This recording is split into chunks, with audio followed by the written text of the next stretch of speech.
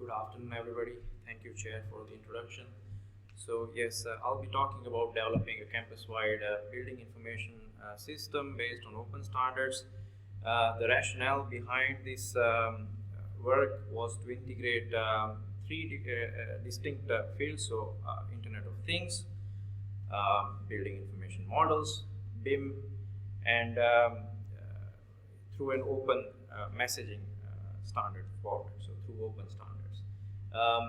The work, as you can see, is primarily carried out by Andrea Buda, who is a doctoral student at Aalto, Department of Computer Science, Tuomas Kinnunen, who is a master student, and Professor Kari Fremling is a professor there. So the structure of the presentation, I'll start with the background, go to the design rationale behind the development of the platform, followed with the system architecture, proof of concept that we developed as part of the research, followed by conclusions. So, starting with the background, as most of you would be aware, a significant proportion of Internet of Things implementations, they take place within the built environment. So basically, built environment provides a very big platform for deployment of IoT applications, IoT devices, and so on. For those of you who are aware with IoT devices, so at the current estimate, they already have bypassed number of human beings on the planet, and the communication that happens between these devices or sensors and other things again has bypassed the communication that happens through humans and our systems. So the domain is very important from that perspective. From why did we select a university campus for deployment?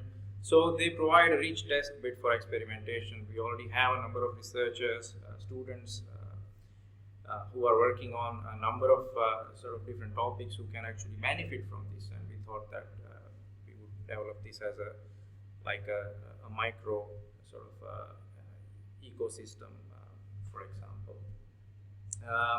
In terms of why open standards are important, so when you think about IoT devices and applications, and also when you think about built environment, so vertical silos, they prevent this cross-domain, cross-platform application development, for example, for IoT applications or for building information sort of deployment.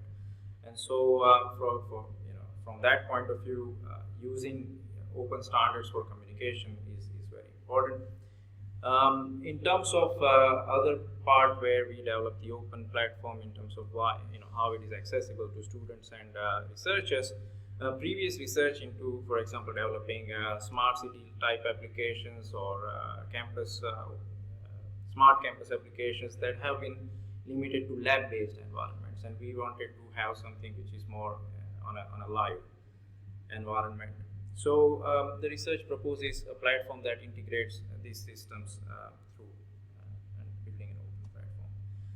So the main rationale here is to connect spaces and buildings with the data that they generate through IoT devices and with people living them. So there is a kind of a three-way connect. So we have IoT devices and sensor networks on one hand, we have the spaces and buildings on the other hand, and then we have inhabitants and visitors and those who actually access these spaces and buildings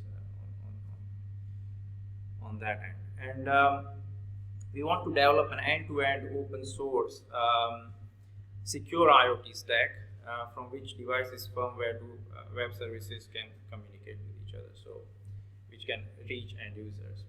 And it will provide programmatic data access through standardized web APIs for basically those who want to develop applications on top of this. So the idea is to provide a framework, provide a platform based on which others can develop subsequent applications. And we want to connect IoT data with the context and the spaces within which it has been generated. So if you imagine a lot of context, what we have been discussing here, for example, in this previous session, a lot of context can come from, for example, IFC data. So you can semantically enrich data through IFC models, through linked data vocabularies, and provide access to that, so you can search in a much more better way. In terms of system architecture, we have wired and wireless sensor nodes. The particular application this proof of concept demonstrates was using a wired sensor node, but it can also be used with wireless sensor nodes. In terms of backend services, we have SOAP-based loosely coupled web services using OMI, which is open, which means open messaging interface. It's a open standard adopted by the Open Standards Group. And in terms of the front end, it's possible to develop multiple front ends. In this particular case, we have a web-based front end that I will demonstrate.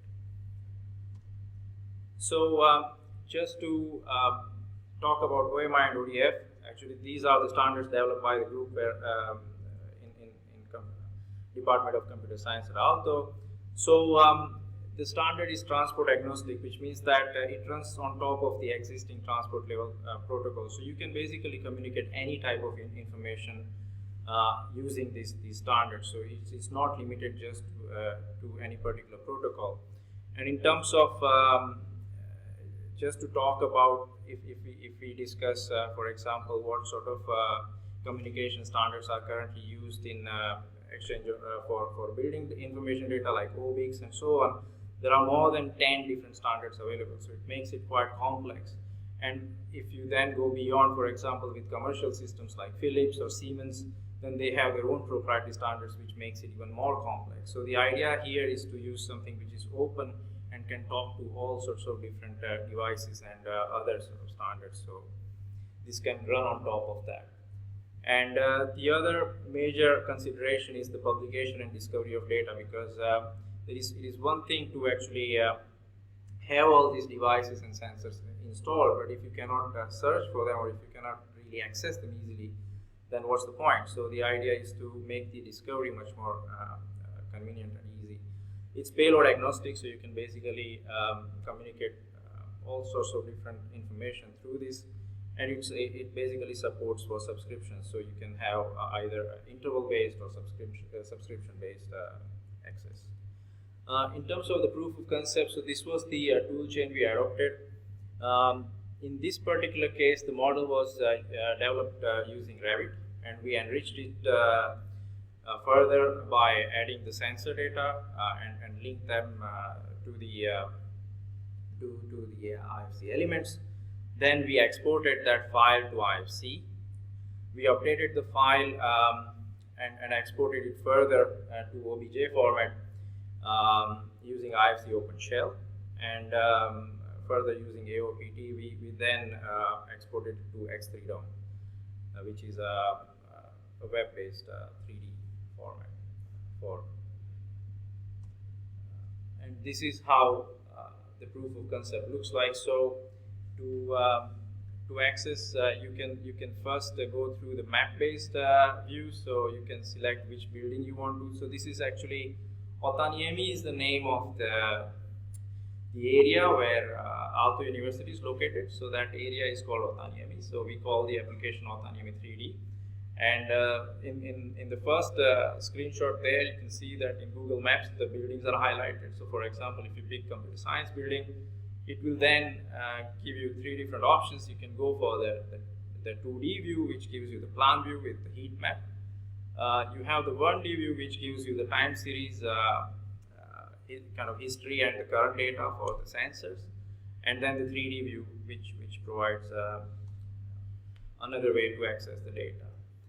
And then in terms of different sort of, so in 1D view, you can drag and drop. So there is a hierarchy of all the rooms and spaces, and you can then drag and drop different sensor information. In this case, the particular device we used had CO2, humidity, light, temperature, and occupancy information, and then you can see basically a time series data of that if you drag and drop those sensors into the view, and then you can actually compare and correlate. So for example, you can see the patterns for those different sensors there.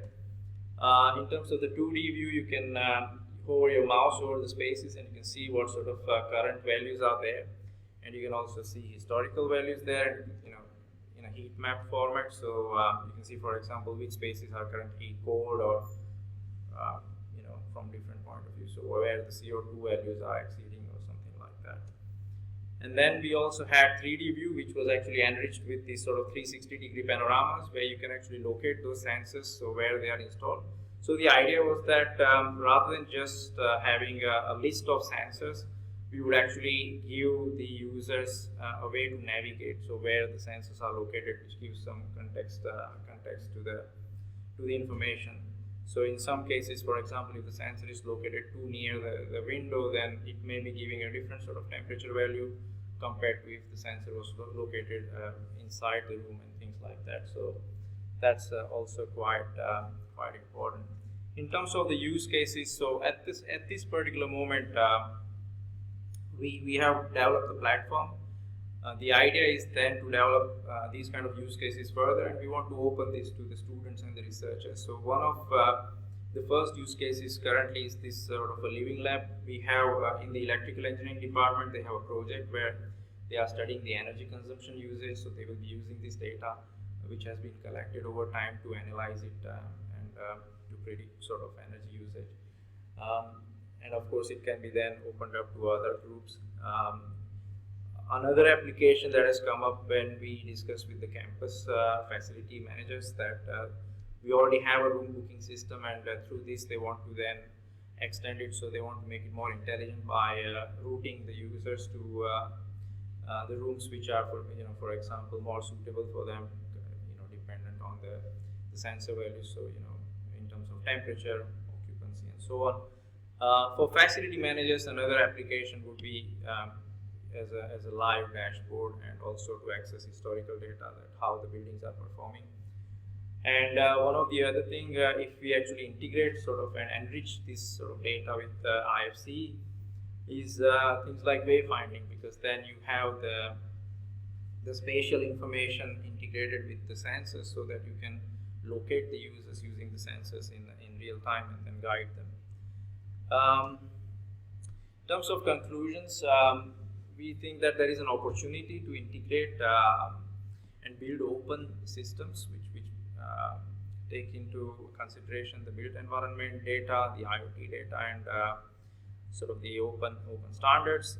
The main challenges at this moment come from exporting this sort of IFC data, and kind of when we integrate that with exporting the IFC and IoT data together when we integrate them, because we are losing a lot of information when going through the tool chain. So we are considering using platforms like BIM server, so that the IFC information can be directly exported, and then we link that with the IoT data. Also ensuring user and system security in such a large scale deployment is quite challenging. So that is something we need to make sure that, and of course that, for example, rogue nodes don't appear and things like that. And future work for us will focus on use case development, and of course the security aspects and so on. So with that, I thank you for your time.